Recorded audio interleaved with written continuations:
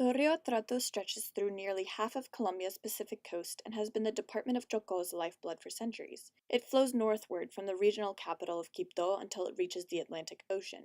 As one of the most biodiverse places in the world, the Atrato is also home to industrial-scale and small-scale mining, which has contaminated the waters with mercury. It's also the vehicle of intense conflict, ferrying drugs, arms, and people across the region. In May of 2017, the river made international headlines after Colombia's constitutional court ruled that the river had its own rights as an independent being.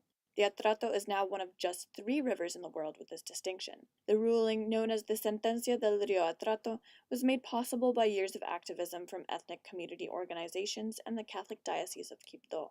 The Rio Atrato is fundamental to Chocó's economy. It's one of the most navigable rivers in Colombia and spans over 400 miles, which is nearly half the region. The river links the Atlantic Ocean with the region's capital of Quibdó, and this is vitally important to rural communities that are only accessible by motorized canoes. But the mercury in the water is poisoning both the land and its people. This photograph shows the level of contamination from mine runoff. In slower moving parts of the river, the cloudier runoff is infused with mercury and other toxic heavy metals. Miners have cut down most of the trees lining the shores of the Atrato, and the erosion has further polluted the river.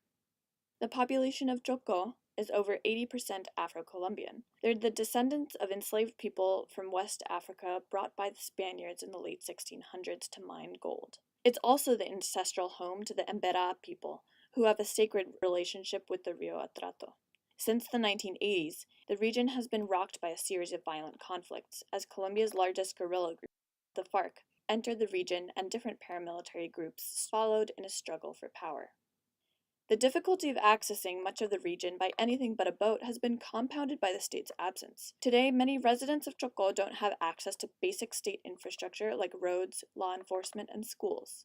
The Rio Atrato is the economic base of the region, but its freedom of navigation is a different story. Nosotros en el 2003, después de la masacre de Bogotá que fue en el 2002. That's Claudio Quevedo, a member of the Directive Council of Cocomasia, which is an ethnic organization that represents municipalities north of Quibdó, the capital city. He tells the story of how, in 2003, the river had become too dangerous to navigate. Armed groups had taken over different spaces in the river, and communities were slowly starving as they lost the mobility to buy goods. That's when the community of ethnic organizations formed a resistance strategy with the diocese in Quibdó. They began to navigate the river from Quibdó with stops in different communities. Each person journeying along the river risked retribution from armed groups, but the cooperation between communities diffused the risk and made the resistance possible. That's Piedad Klinger, an official from the Office of the Human Rights Ombudsman, an independent division of Colombia's government tasked with monitoring human rights in the country. The Atrato became a river of blood. When we began to address the problem, community leaders and the diocese continued to resist despite facing death threats. Today, the Rio Atrato isn't completely safe, but due to their efforts, it is accessible. Environmentally, the recent court ruling mandates that the government supervise stricter regulations and cleanup initiatives. It also set up a community council called the Guardians of the Rio Atrato to keep the government accountable in its implementation. The Diocese of Chocó are working with the Council of Guardians in their capacity as watchdogs. The Rio Atrato has a long way to go before the sentencia can be implemented. After the 2016 peace agreement between the FARC rebels and the Colombian government, the FARC left the territory in Chocó that they had previously controlled.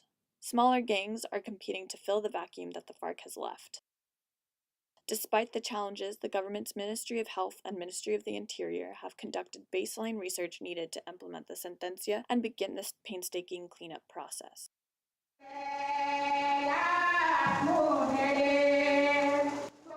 Meanwhile, community organizations in the Diocese of Chocó have stated that they will continue to push for un buen trato para el Rio Atrato, a good deal for the Rio Atrato.